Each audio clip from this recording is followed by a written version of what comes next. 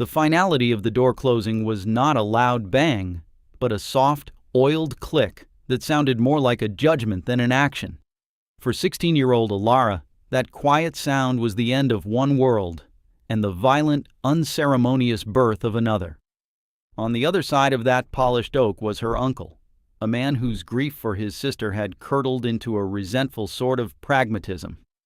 He had taken her in after the accident, his face a mask of strained duty, and for 6 months the house had felt like a museum of a life she once lived, with her presence a dusty, inconvenient artifact. The final conversation had been brief, stripped of all sentiment. It was a matter of resources, he had explained, his gaze fixed on a point just over her shoulder. A growing boy of his own, a tight budget, the coming winter. She was, in the cold calculus of his survival, a liability he could no longer afford. He pressed a handful of crumpled bills into her hand, $43, and a canvas bag containing a change of clothes, a threadbare blanket, and a stale loaf of bread. It was not an act of cruelty, he seemed to believe, but an act of necessity. He had pointed her toward the road that led to the next town, some 20 miles distant, and wished her a muted, hollow sort of luck. Now the gravel of the driveway crunched under her worn sneakers, each step a tiny, sharp betrayal. The autumn air had a predatory bite to it, a promise of the brutal winter that was the talk of the town. The sky was the color of old pewter, vast and indifferent, stretching over the jagged hills that hemmed in the small, forgotten valley. Alara walked without a destination, propelled only by the shame of being cast out and a simmering, stubborn refusal to dissolve into the landscape. The $43 felt like a lead weight in her pocket, both a pathetic insult and the sum total of her worldly value. She knew no one in the next town, had no skills to speak of beyond a quiet aptitude for observation, and a stubbornness inherited from her father, a man who had made his living reading the secrets of stone. He had been a stonemason, and she had spent her childhood trailing him, listening to his low murmur about grain and cleavage, about the way stone held the memory of pressure and time.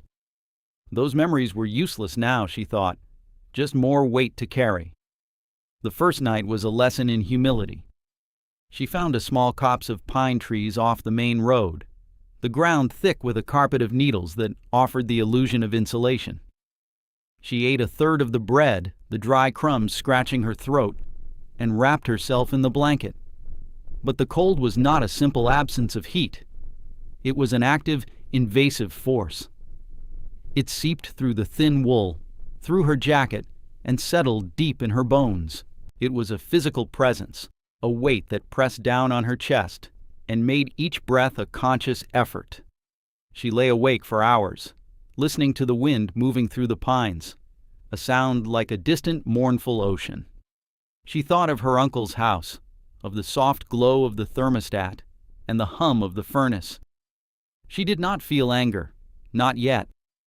The cold was too immediate, too demanding, for any emotion more complex than a primal, desperate need for warmth. She was just a small, shivering organism, fighting a losing battle against the vast, encroaching entropy of the world. By the third day, the bread was gone, and the $43 had shrunk to $31. A few dollars had gone to a jug of water and a bag of dried apples from a dusty general store, where the proprietor had watched her with eyes that held a mixture of pity and suspicion. She learned to move with a purpose that belied her aimlessness, to walk as if she had somewhere to be, to avoid the direct gazes of the people in the town at the edge of the valley.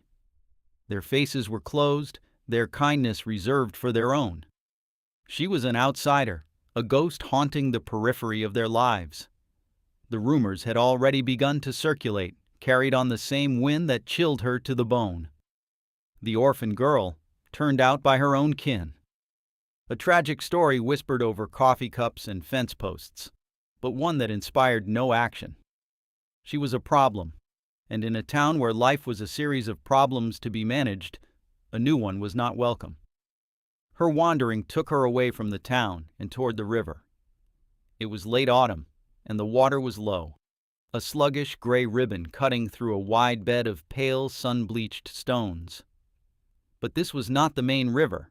Her father had once brought her here, to what he called the Dry Fork, a place where the river had run centuries ago before changing its course after a great flood. Now it was a ghost of a river, a wide, winding scar in the earth, its banks steep and rocky, carved by the memory of water. It was a place of geological history, a place most people avoided.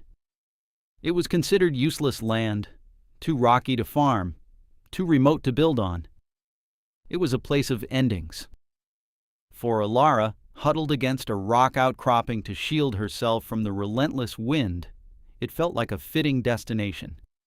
She followed the curve of the dry bed, her feet sinking into the loose scree. The walls of the ancient riverbed grew taller, more dramatic.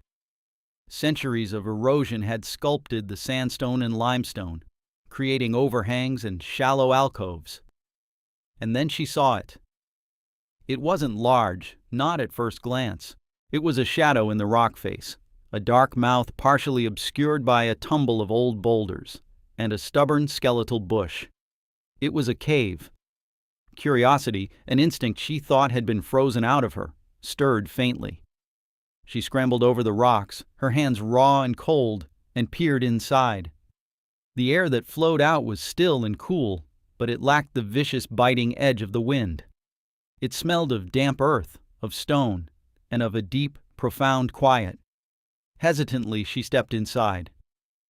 The entrance was narrow, forcing her to turn sideways, but it opened up into a larger chamber, perhaps 15 feet across and 20 feet deep. The ceiling was low enough that she could touch it if she stretched. A solid arching vault of rock. A thin crack high up on one wall allowed a sliver of gray daylight to filter in, illuminating a fine dust that danced in the still air. The floor was uneven, a mix of packed dirt and loose stone. It was not a home. It was a hole in the earth. But as she stood there, the roar of the wind outside faded to a distant whisper. The relentless assault of the cold lessened its grip. She took a deep breath, and the air in her lungs did not feel like a sliver of ice. In the absolute, crushing desperation of her situation, this small absence of pain felt like a miracle. That night she slept in the cave.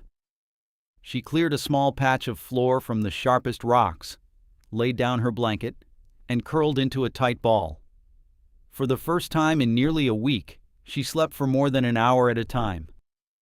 The cold was still there, a deep, resonant cold that emanated from the rock itself, but it was a passive, steady cold. It was not the active, searching chill of the wind.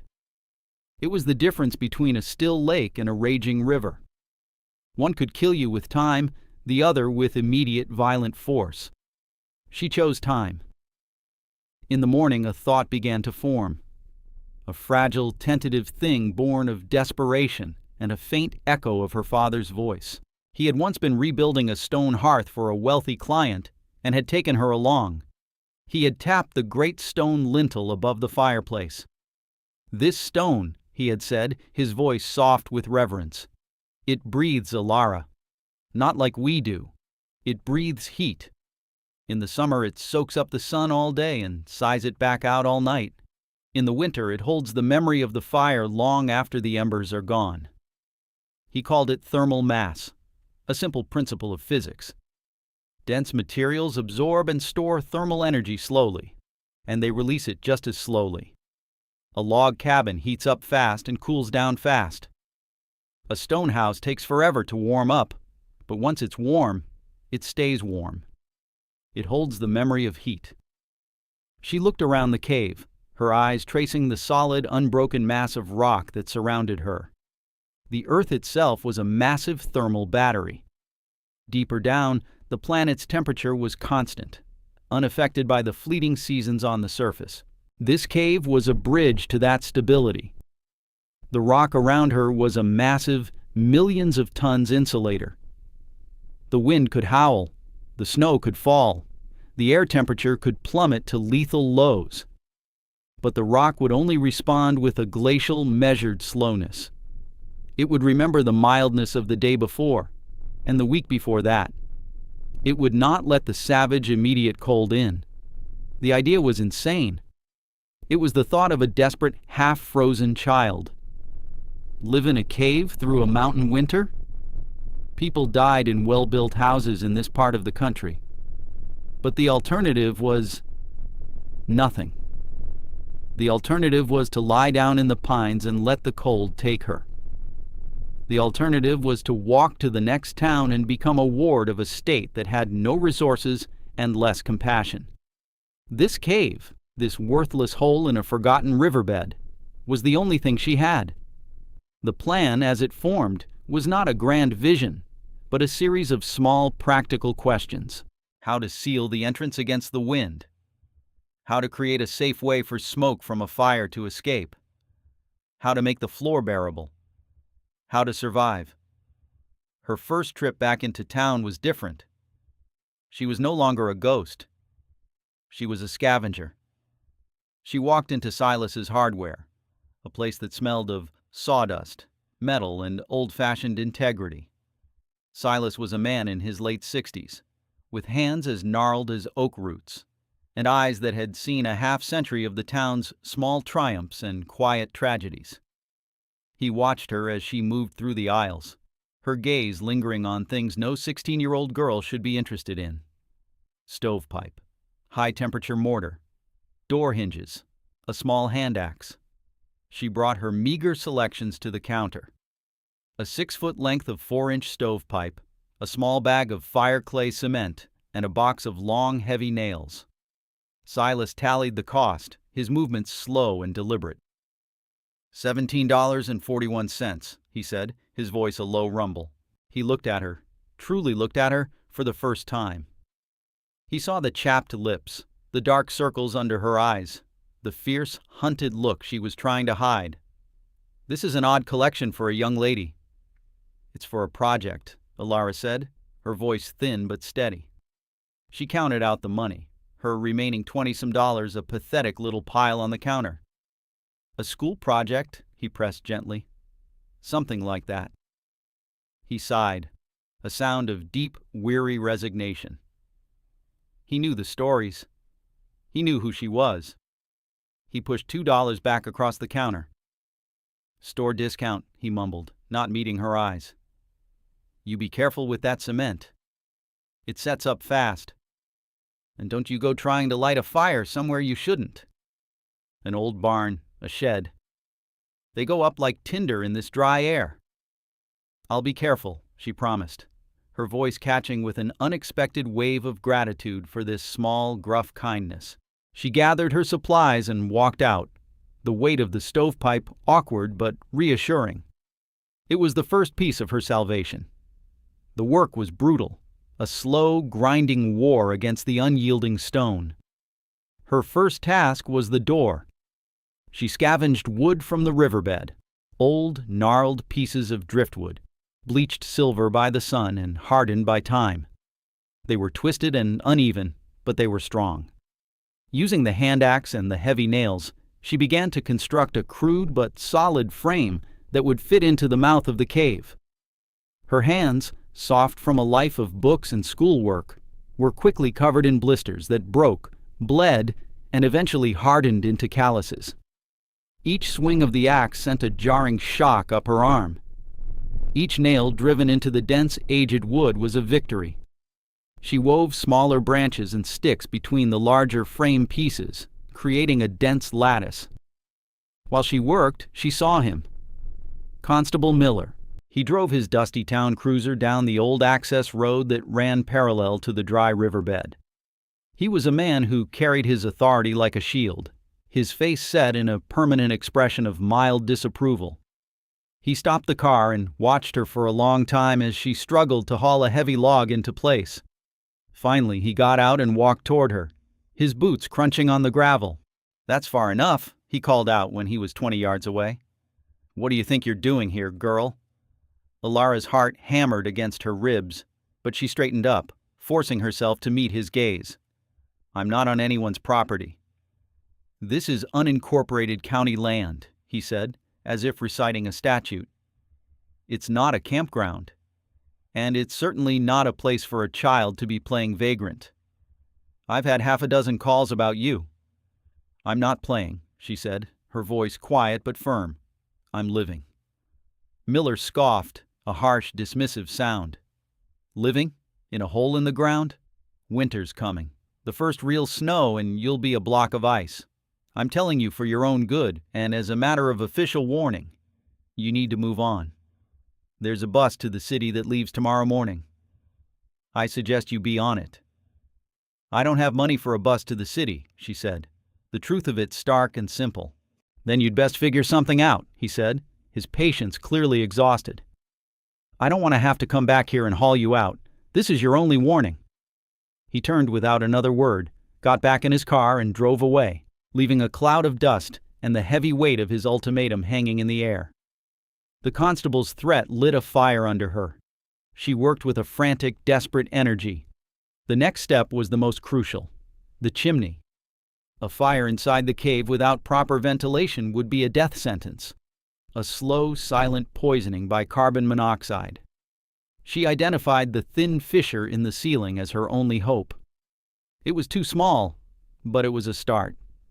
She built a rickety scaffold of rocks and driftwood, and, using the sharp end of a heavy stone, she began the painstaking process of chipping away at the crack, widening it. It was grueling, torturous work. For every hour of chipping, she gained less than an inch. Dust filled her eyes and lungs, and her shoulders and back screamed in protest. But with each small flake of rock that fell, she felt a surge of grim satisfaction. She needed to seal the door. The woven wood was not enough to stop the wind. The answer came to her as she sat by the sluggish, shallow trickle of the remaining river: clay. The banks were thick with it, a rich, gray, sticky mud. She spent 2 days hauling bucket after bucket of it back to the cave, her clothes and skin caked in grime. She mixed it with dry grasses for tensile strength, just as she'd seen in a documentary about ancient building techniques. Then, with her bare hands, she began to plaster the mixture over her wooden door frame, forcing it into every crack and crevice. She built up the layer until it was several inches thick, a solid, seamless barrier of earth. She left a smaller, rectangular opening that would serve as the actual door, which she fashioned from the smoothest, flattest pieces of driftwood she could find, and hung with the hinges from Silas's store. The final piece was the stove. It was a simple, ugly thing, but she built it with the care of a master craftsman. She used flat stones to build a small, box-like firebox, mortaring them together with the fireclay cement. She carefully fitted the stovepipe into the top, sealing it with more cement, and ran it straight up to the hole she had so painstakingly widened in the ceiling. The fit was tight, and she used the last of the clay to seal the gap between the pipe and the rock, ensuring all the smoke would be drawn upward and out. By the time she finished, late October was bleeding into November. The trees were bare skeletons, and the wind had a new, more serious tone. The townspeople's whispers had grown louder. She was the cave girl, the mole woman. They saw her from a distance, covered in mud, her hair matted, and they shook their heads. They saw madness, not survival. Silas was the only one who spoke to her. She went back for a few last supplies: a cast-iron pot, a bag of beans, some salt.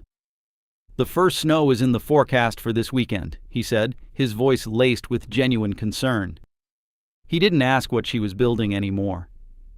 He just looked at her with a profound sadness. "That constable, Miller, he's not a patient man. He's been telling people he's going to have the county come and clear out your camp." "Let him try," Alara said, the words feeling bolder than she felt. "This isn't a game, child," Silas insisted, leaning over the counter. "It's a killing frost they're predicting. Not just a snow, but a deep freeze. The kind that splits trees and freezes pipes in well-built homes. Whatever shelter you've built out of sticks and mud, it won't stand a chance. Please.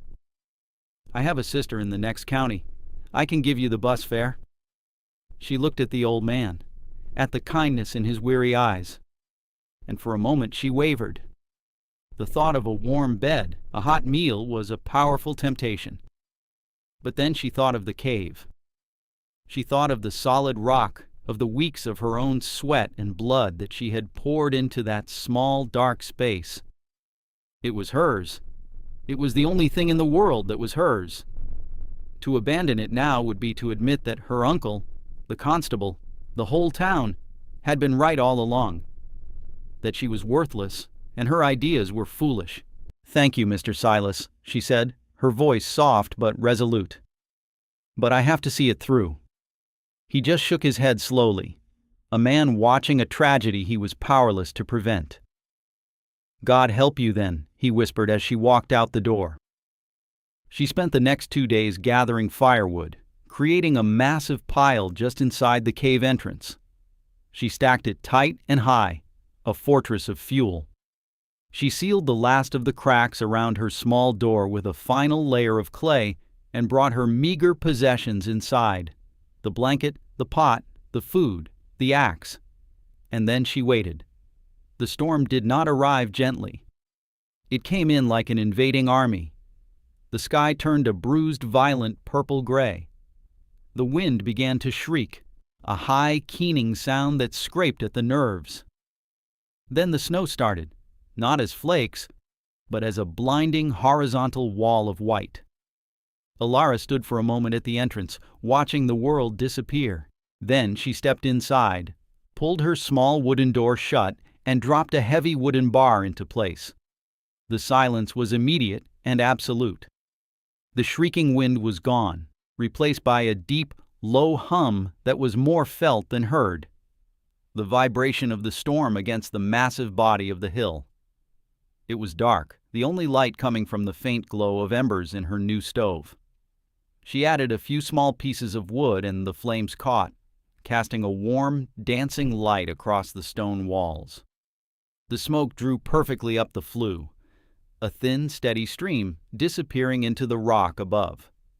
She made a thin soup of beans and salt in her pot, the simple food tasting like the most exquisite meal she had ever eaten. The air in the cave was cool, but it was a stable, living cool. The stone walls, which had felt so cold to the touch just weeks before, now seemed to be radiating a gentle, neutral energy. The savage, life-stealing cold that was raging just inches away, on the other side of her mud and stick door, could not get in. The rock wouldn't let it. The sheer, immense thermal mass of the earth was her shield. It was holding the memory of autumn, and it refused to be taught the brutal lesson of this sudden winter. She wrapped herself in her blanket, lay down on a bed of pine boughs she had gathered, and listened to the soft crackle of the fire and the deep, resonant thrum of the mountain. And for the first time since the soft click of her uncle's door, she felt safe. For 2 days, the world outside ceased to exist. The blizzard raged, a tempest of unimaginable fury. In town, it was a catastrophe. The power grid failed within hours. The temperature, pushed by a wind that gusted to 60 miles per hour, plummeted to 20 below zero, then 30. It was a cold that broke things. Water mains shattered underground. Pipes in houses exploded, flooding rooms with water that instantly froze into crystalline sculptures of destruction. The town's supply of firewood, thought to be adequate, was being consumed at an alarming rate. Families huddled in single rooms, stuffing towels under doors, their modern insulated homes proving to be little more than paper boxes against the onslaught. Constable Miller's house was one of the casualties. A pipe in his upstairs bathroom burst, and by the time he managed to shut off the water, a cascade of ice was already forming down his central staircase. His furnace had given out, and the temperature inside his home was now in the single digits and falling. He, his wife, and his young son were huddled around their fireplace, burning furniture to stay alive. It was in this desperate, frozen state that his thoughts turned, with a shocking and unwelcome clarity, to the girl in the cave, the mole woman. He had been so certain, so smug in his authority. He had pictured her frozen solid. A grim and tragic lesson in foolishness that he would have to deal with once the storm passed. But now, in his own failing shelter, a sliver of doubt entered his mind. What if her foolishness was something else entirely? On the third day, the wind died down, though the cold remained, a heavy, paralyzing presence. The world was buried under 4 feet of snow. A grim quiet settled over the town. Miller, bundled in every layer of clothing he owned, made his way to Silas's hardware. The store was a makeshift warming center, powered by an old generator, a small island of light and heat in the frozen town. A few other men were there, their faces grim. "We have to go check on her," Miller said to Silas, his words coming out in white puffs of condensation. There was no condescension in his voice now, only a raw, fearful urgency. "She can't have survived this." Silas, who had been worrying himself sick for 2 days, nodded slowly. "I'll go with you." The journey to the dry fork was an ordeal. They used snowshoes, sinking deep with every step. The landscape was alien, all familiar shapes smoothed and buried under a monstrous blanket of white. It was colder than either man had ever experienced. The air was so frigid it hurt to breathe, crystallizing in their nostrils and freezing their eyelashes. When they finally reached the riverbed, they saw nothing but an endless expanse of snow. The cave entrance was completely buried. "My God," Silas breathed, his heart sinking. "We're too late." But Miller pointed. "Look." A thin, almost invisible wisp of gray was rising from a small hole in the snowdrift. It was smoke. It was faint, but it was unmistakable. Hope and a profound sense of disbelief surged through him. They began to dig frantically with their hands, the snow so cold it burned their skin even through their gloves. After 10 minutes of desperate work, they uncovered the top of Alara's crude, mud-caked door. Miller pounded on the wood. "Hello, anyone in there? This is the constable." His voice was muffled by the snow and the thick door. There was no answer. He pounded again, harder, a knot of fear tightening in his stomach. Had she succumbed to the smoke? Then they heard a scraping sound from within. The wooden bar being lifted. The small door creaked open a few inches. Alara peered out, her face illuminated by the warm, flickering light from within. She blinked against the blinding white of the snow. And then the 2 men felt it. It was not a blast of heat, not like opening an oven. It was a gentle, steady wave of air that was not cold. In the brutal 30 below chill, the simple absence of freezing was a staggering physical shock. It washed over their frozen faces like a warm cloth. They stared, speechless. "Constable Miller." Alara's voice was calm. "Mr. Silas, is everything all right?" They could not answer. They could only stare past her into the small cavern. They saw the little stone stove, glowing with a soft red heat. The fire within it no bigger than a couple of fists. They saw her bed of pine boughs, her neatly stacked woodpile, her cooking pot simmering gently. The air smelled of wood smoke, beans, and warm earth. The rock walls seemed to pulse with a steady, quiet warmth. It was not just a shelter. It was a home, a sanctuary. "How?" Miller finally managed to whisper, the single word a surrender of everything he thought he knew about the world. Alara looked at the immense stone walls that surrounded her. "The rock," she said simply, as if it were the most obvious thing in the world. "It remembers the warmth. It never let the cold in." She looked at their faces, at the ice clinging to their beards, and the desperation in their eyes. Would you like to come in for some tea?" That moment became a legend in the town. The story of how Constable Miller and old Silas, half frozen and beaten by the storm of the century, had been rescued by the teenage girl they had all dismissed as a fool. When the thaw finally came and the town began to assess the devastating damage, the tale of the cave girl, spread from house to house. No longer a cautionary tale of madness, but a testament to a kind of wisdom they couldn't comprehend. The shift in perception was seismic. She was no longer an outcast. She was a prodigy. The same people who had whispered about her now spoke her name with a tone of reverence. They came to see the cave, to stand in the entrance and feel the stable, earthy air. They marveled at her simple, brilliant stove, at her mud-and-stick door that had held back a polar vortex. They asked her questions, not with pity, but with genuine, humbling curiosity. "How did you know?" they would ask. And she would give the same simple answer. "My father taught me to listen to the stone." Constable Miller, in an act of public penance, officially deeded the small parcel of useless county land to her.